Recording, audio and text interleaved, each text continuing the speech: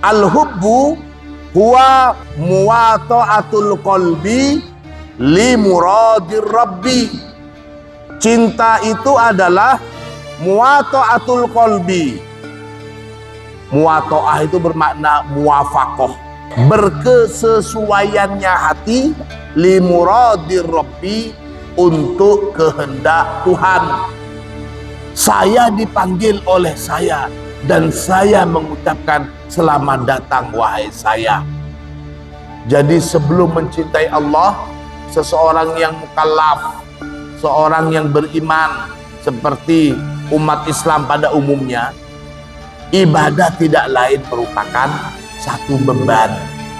Fal ibadatu bil iradati laisat kal ibadati bil adati.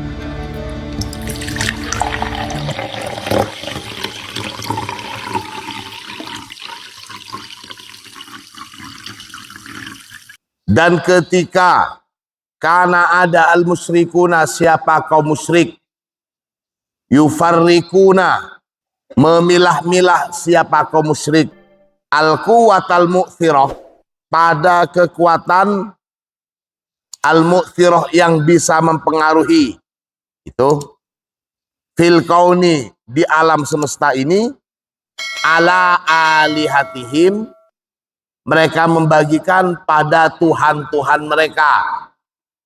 Ada dewa matahari, ada dewa hujan, ada dewa angin.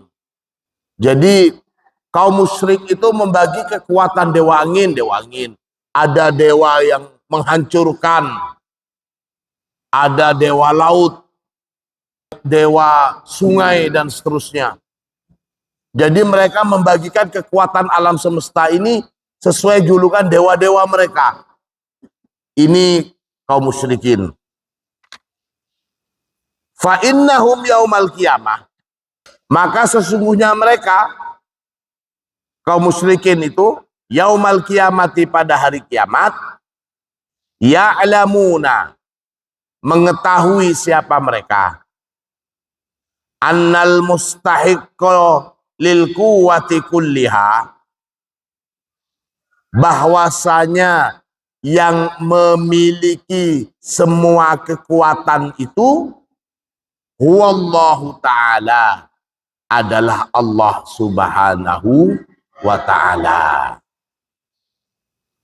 Wahina yarul musyrikuna dzalik, wahina, dan ketika yaro, melihat, al musyrikuna, siapa orang-orang musyrik, dzalika, pada yang demikian itu, yadhabu, maka pergilah, hilanglah, hubbuhum, apa cinta mereka, li alihatihim, pada Tuhan-Tuhan mereka.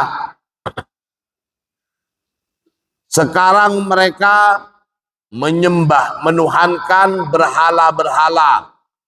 Matahari disembah, bebatuan yang dianggap mempunyai kekuatan disembah, pohon-pohonan disembah. Segala hal yang mereka anggap menjadi sumber kekuatan itu disembah, dianggap sebagai jelmaan Tuhan. Nah, nanti ketika hari kiamat, ketika mereka sudah melihat bahwa semua kekuatan itu adalah milik Allah, hari kiamat, ketika tidak ada lagi yang bisa menolong, tidak ada lagi orang yang bisa mengharapkan pertolongan orang lain. Bapak tidak bisa menolong anaknya, suami tidak bisa menolong istrinya, begitu juga sebaliknya. Orang yang ketika di dunia hidupnya kaya raya, hidupnya penuh dengan kemewahan, punya kekuasaan, saat nanti di akhirat semuanya itu ternyata tidak berfungsi. Semuanya akan melihat termasuk juga mereka yang selama ini mengandalkan Tuhan-Tuhan mereka. Saat di akhirat kelak, mereka baru sadar kalau apa yang selama ini mereka sembah sama sekali tidak berfungsi, tidak bisa bermanfaat, tidak bisa menolong mereka sama sekali. Saat di akhirat kelak, semuanya pusing, semuanya kebingungan. Pertama-tama umat manusia itu akan datang kepada Nabi Adam, minta pertolongan, minta syafaat. Wahai Nabi Adam, engkau adalah manusia pertama, engkau adalah bapak moyang kami, tolong dong kami, lihatlah keadaan kami yang sedang kesusahan ini. Jawabannya Nabi Adam, wah sekarang ini nafsi-nafsi sudah, sebagaimana kalian repot, saya juga repot. Udah kita urus diri kita sendiri-sendiri. Coba kalian datang ke Nabi ini. Hanya ditunjukin oleh Nabi Adam agar umat manusia datang ke Nabi Nuh. Jawabannya Nabi Nuh juga begitu. Katanya Nabi Nuh suruh datang ke Nabi Ibrahim. Katanya Nabi Ibrahim juga begitu. Urus diri sendiri-sendiri saja. Saya juga repot. Terus seperti itu. Sampai terakhir kepada Rasulullah Sallallahu Alaihi Wasallam. Nah, ketika Rasulullah didatengin oleh umat manusia, Rasulullah kemudian bersimpuh di bawah ars tadarruan. Rasulullah tidak mengatakan nafsi-nafsi. Rasulullah hanya memelas memohon dengan sangat kepada Allah Subhanahu wa taala. Allahumma shalli ala Muhammad. Itu hanya Rasulullah. Untuk mereka yang menyembah selain Allah saat di dunia, mereka tahu ternyata Tuhan-Tuhan mereka yang selama ini mereka sembah, yang selama ini mereka puja-puji, yang selama ini mereka cintai, mereka andalkan sebagai Tuhan, tidak berfungsi sama sekali. Ini. Maka saat itulah yadhabu hubbuhum li alihatihim. Di hari kiamat, yadhabu hubbuhum li alihatihim. Cinta mereka kepada Tuhan-Tuhan mereka itu jadi lenyap, pergi. Wa yazidu hubbul mu'minina li rabbihim. Wa yazidu dan bertambah hubbul mu'minina, apa cintanya kaum mukmin li rabbihim untuk Tuhan mereka. Kita saat ini menuhankan Allah. Mungkin kecintaan kita kepada Allah ya bisa dikatakan level wajar-wajar saja.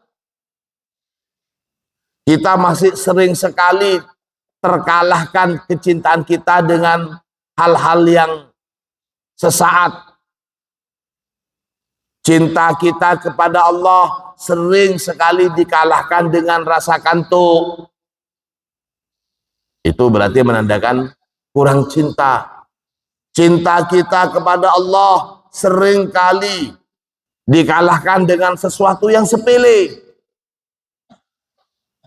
Cinta kepada Allah, kaum mukminin, mereka cintanya kepada Allah, Tuhannya Allah. Tapi sering kali saat ini dikalahkan dengan jabatan, dikalahkan dengan pekerjaan, harta dan sebagainya dan sebagainya.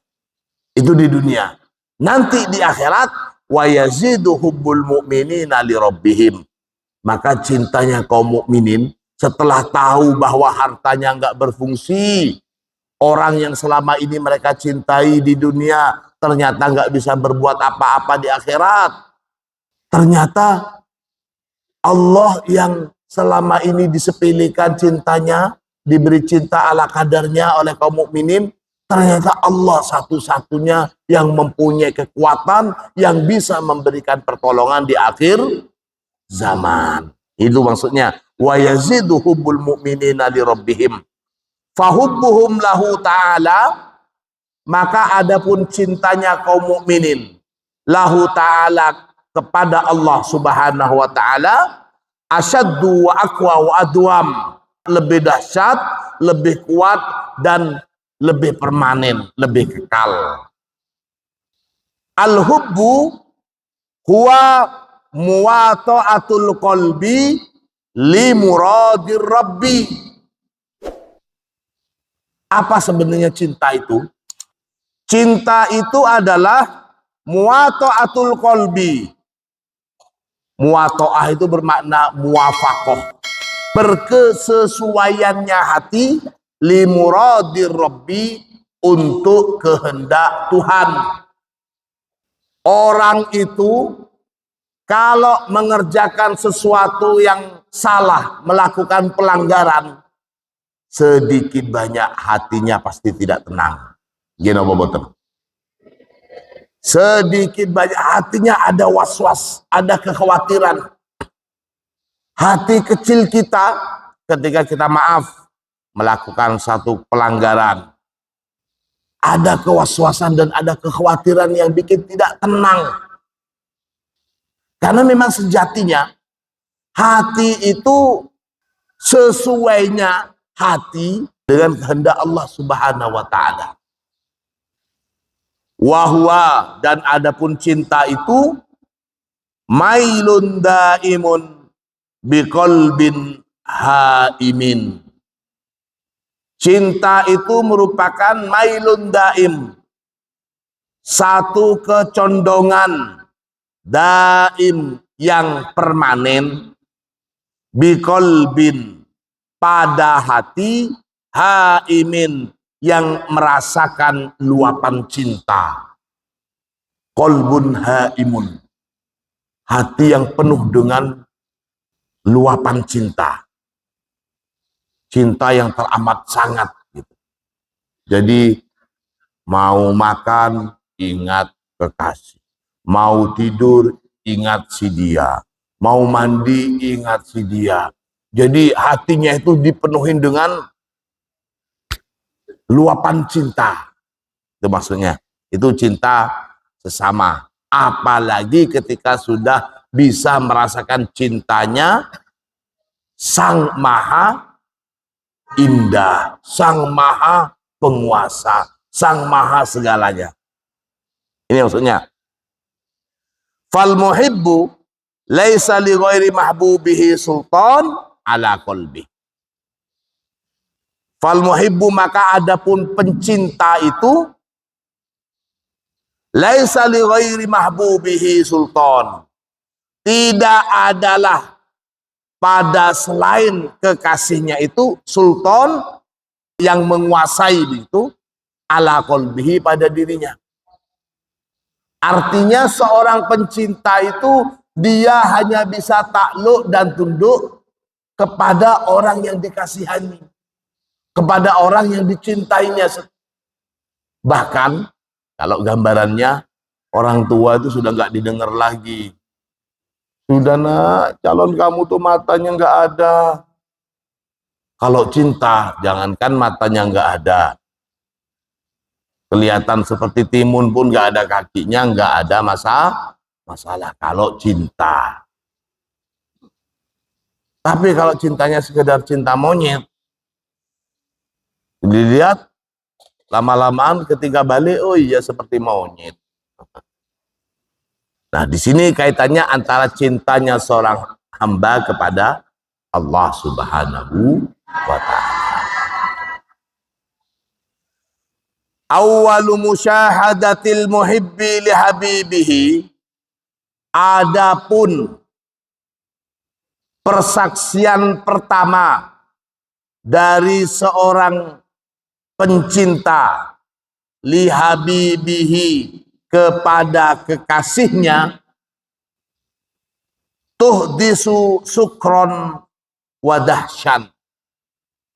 Tuhdisu, menyebabkan, apa awalul musyahadah itu?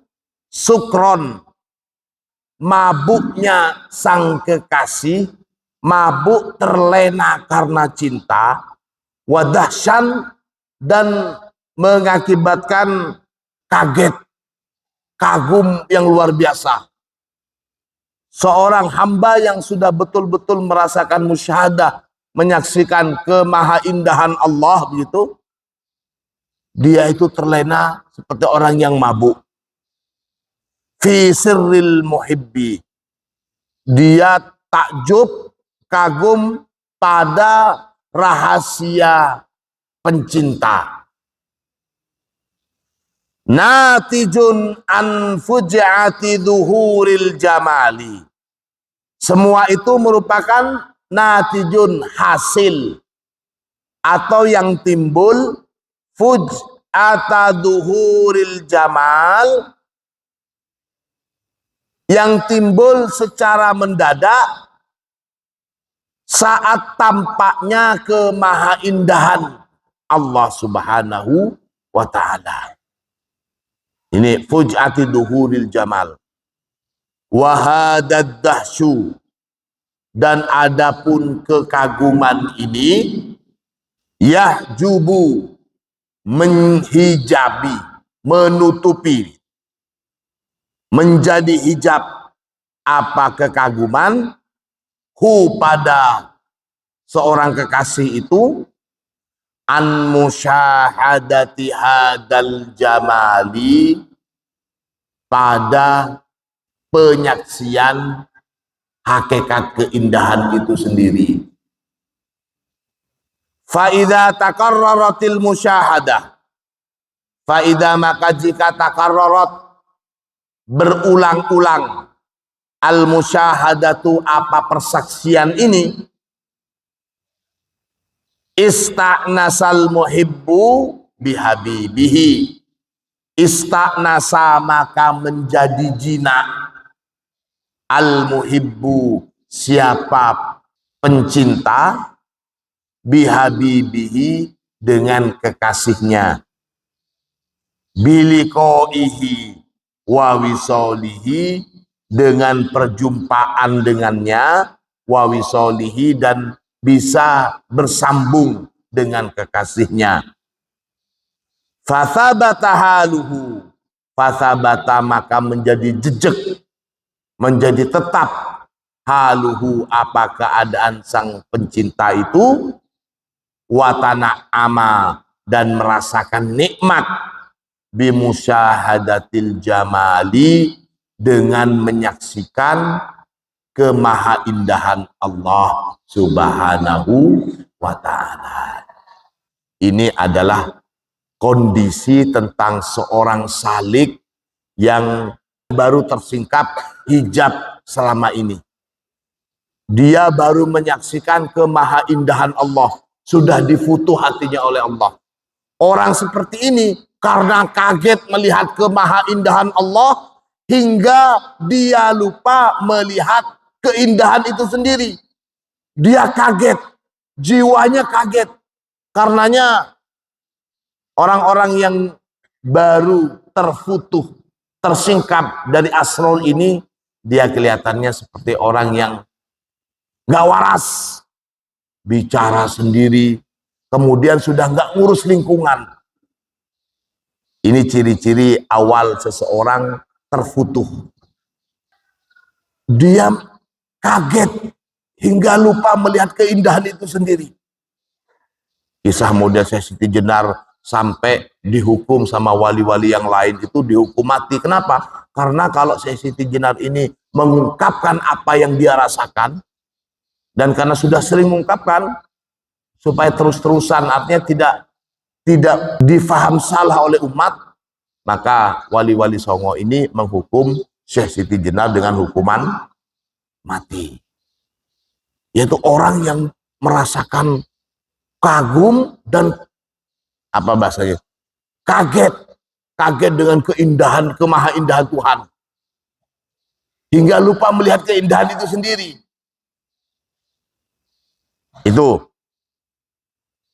Akan tetapi faida takarrarat al-musyahadah, tapi kalau melihatnya itu berulang-ulang, setelah tahu akan indah seperti ini, berulang-ulang menyaksikan keindahan itu, ista'nasal muhibbu bihabibi, maka hatinya, ya kalau istilahnya apa namanya, menjadi tentram, santai dan jinak kepada kekasihnya. Biliqaihi wa wisaulihi. Hidupnya menjadi kembali normal meskipun sudah mukasyafah, namun karena sudah terbiasa beberapa kali melihat kemahaindahan itu, sudah mulai dia bisa mengontrol dirinya. Tidak lagi bahasa kita helap, tidak lagi lapmah helap, tidak lagi nampak seperti orang yang gak waras gitu.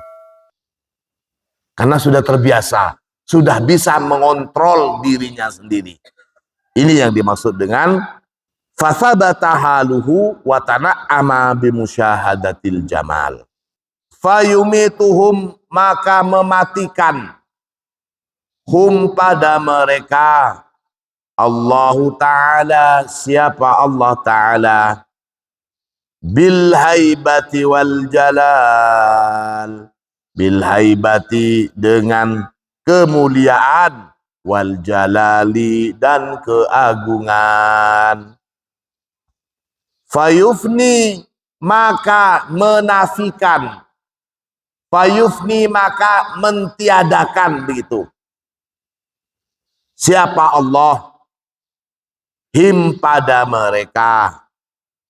Fala yabqa, maka tiadalah yang ada, tiadalah yang tersisa, illal wahid, kecuali yang Maha Esa. Tidak ada yang tersisa di alam semesta ini, hanya yang Maha ada, kecuali yang Maha Esa. Begitu maksudnya. Fala yabqa illal wahid. Summa, kemudian, yuhyi, menghidupkan, him pada mereka, Allahu Ta'ala, siapa Allah Ta'ala, menghidupkan bil jamali, dengan kemahaindahan Allah, hayatan, menghidupkan pada satu kehidupan, hayatan pada satu kehidupan, la nihayata, yang tidak ada batasnya, tidak ada akhirnya, laha, bagi kehidupan itu. Orang yang sudah dianugerahkan menjadi kekasih Allah, mula-mula dia meyakini dan tidak melihat selain Allah. Setelah itu ruhaniyahnya dihidupkan lagi oleh Allah dengan satu kehidupan yang tidak pernah berakhir. Tidak bisa diganti dengan kehidupan yang lain. Itu yang dimaksud. Hayatun hiyal hayawan. Satu kehidupan, hiyal hayawan, yang itu merupakan al-hayawan di sini maksudnya kehidupan sejati. Hatta, sehingga, annaha, bahwasanya kehidupan itu, tatakhallalu, dapat menembus atau menembus apa haya, kulla kholiyatin minhum, menembus pada setiap ruang, minhum, dari mereka. Jadi satu kehidupan yang sudah menjadi kehidupan yang bisa menembus setiap relung atau ruang yang ada pada mereka itu. Fala tamutu, maka tidaklah mati, ajsaduhum, apa tubuh-tubuh atau jasad-jasad mereka, watakunu, dan ada, harokatuhu, semua gerakannya itu billahi, dengan sebab Allah, walillahi, dan karena Allah, wa fillahi, dan dalam urusan Allah, wa ilallahi, dan hanya menuju kepada Allah, wa anillahi, dan tentang Allah subhanahu wa ta'ala. Hidupnya sudah tidak lain, semuanya itu karena Allah, untuk Allah, semata-mata hanya tentang Allah dan sebagainya dan sebagainya. Allahumma salli ala Muhammad. Yunadini minni ahlan bika ya ana. Yunadini. Ini adalah satu contoh dari ungkapan seorang yang terlena kekasih Allah, yang terlena dengan cintanya kepada Allah. Seorang yang ahli ma'rifat ini. Yunadini minni. Dia memanggilku, minni dari aku. Ahlan. Ahlan bika ya ana. Selamat datang wahai saya. Saya dipanggil oleh saya. Dan saya mengucapkan selamat datang wahai saya. Dengan kalau dari bahasanya seperti pemahaman orang gila. Kok bisa saya dipanggil oleh saya dan saya mengucapkan selamat datang kepada diri saya? Karena sudah tidak ada yang dia lihat, tidak ada yang dia rasakan kecuali yang maha ada. Itu maksudnya. Orang-orang yang seperti ini, kanat ibadatuhu syakotan. Kanat, ada sebelumnya, dahulu gitu, ibadatuhu, apa ibadahnya orang seperti ini, syakotan, ialah beban.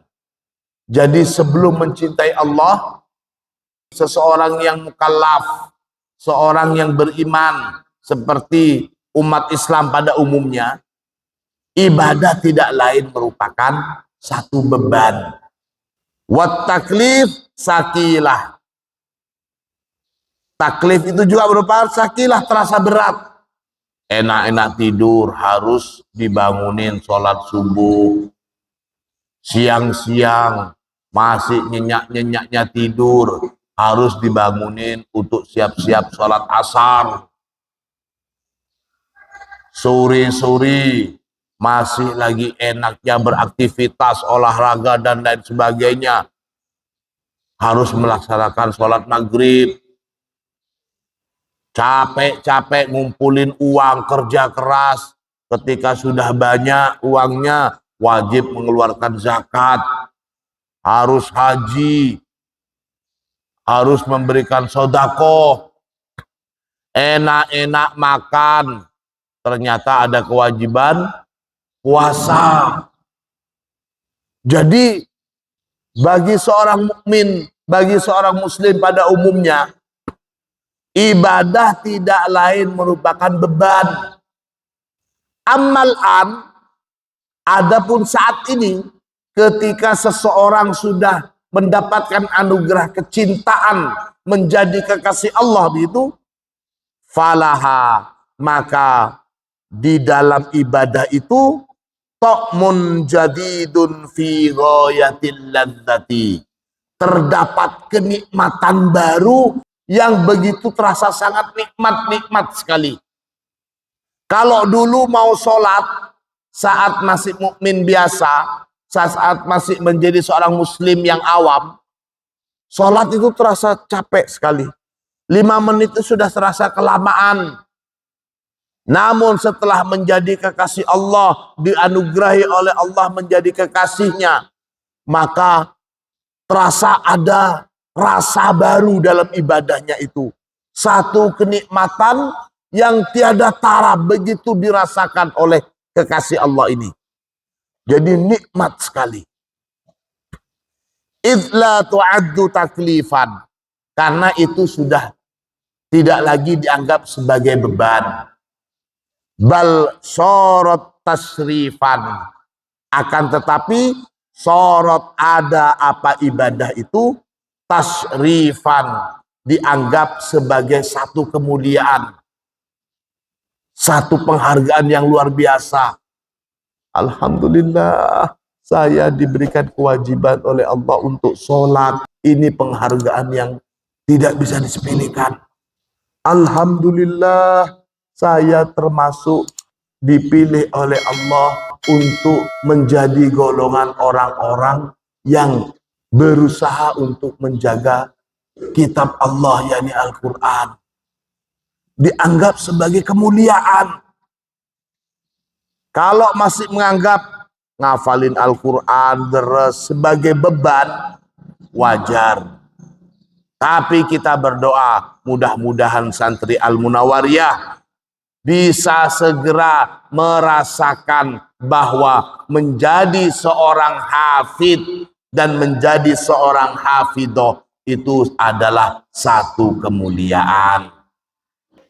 Semoga kita bisa melihat bahwa kita bisa rajin beribadah, tidak lagi menganggap sebagai satu beban, tapi merasakan itu sebagai nikmat dari Allah Subhanahu wa ta'ala. Amin Allahumma.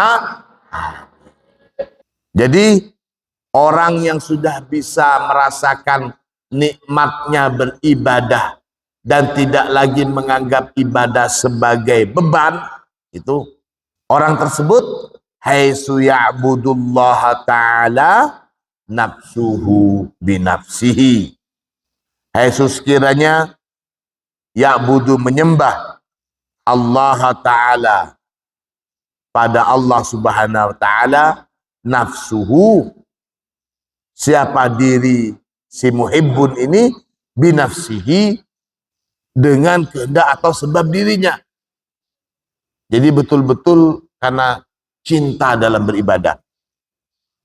Fal ibadatu bil iradati laisat kal ibadati bil adati. Maka adapun ibadah yang dilakukan dengan kehendak, dengan kesukaan, laisat kal ibadati bil adati, itu tidak sama dengan ibadah yang dilakukan sebagai satu rutinitas. Waktunya duhur, sholat duhur, ya sudah sholat orang. Karena kewajiban sholat, sholat. Asar, sholat, sholat. Sudah menjadi rutinitas. Berbeda dengan ibadah yang dilakukan karena memang cinta dan penuh kehendak. Kapan waktunya duhur ya? Setelah sholat duhur, menunggu kapan waktu asar. Setelah sholat asar, menunggu kapan waktu sholat maghrib. Maka seorang mukmin yang selalu memahami ini, dia itu selalu, andai kata dicabut nyawanya oleh Allah, dia adalah dalam suasana beribadah. Apa ibadahnya? Menunggu untuk melakukan ibadah selanjutnya. Dia sudah sholat duhur. Ternyata ketika dia mau nunggu sholat asar, di tengah waktu antara duhur dan asar, Allah mencabutnya. Maka dia termasuk syahid. Syahid sudah menunggu waktu untuk sholat. Tidak berlebihan kalau dikatakan seorang muslim itu adalah dia yang sudah melakukan satu kebaikan dan menunggu untuk melakukan kebaikan berikutnya. Sudah melakukan sholat duhur, menunggu untuk melakukan sholat asar. Kita sudah melaksanakan sholat subuh dan kita menunggu untuk melaksanakan sholat duhur, terus seperti itu. Ini satu kemuliaan umat Islam. Dia adalah orang yang selalu melakukan kebaikan dan menunggu untuk melakukan kebaikan berikutnya. Allahumma sholli ala Muhammad. Itu tentang cinta. Wal hubbu, dan adapun cinta itu hubbani. Terdapat dua macam cinta. Ada dua macam cinta, perhatikan. hubbun kasabiyun. Yang pertama adalah hubbun kasabi. Hubbun kasabi ini maksudnya cinta yang diusahakan. Ada juga hubbun wahabiyun. Kalau hubbun kasabi itu cinta yang diusahakan, kalau hubbun wahabiyun adalah cinta yang merupakan anugerah. Bagaimana membedakan dua macam cinta ini? Kita teruskan pengajian kita minggu depan. Mudah-mudahan ilmu kita bermanfaat. Al-Fatihah. Jazakallah khair.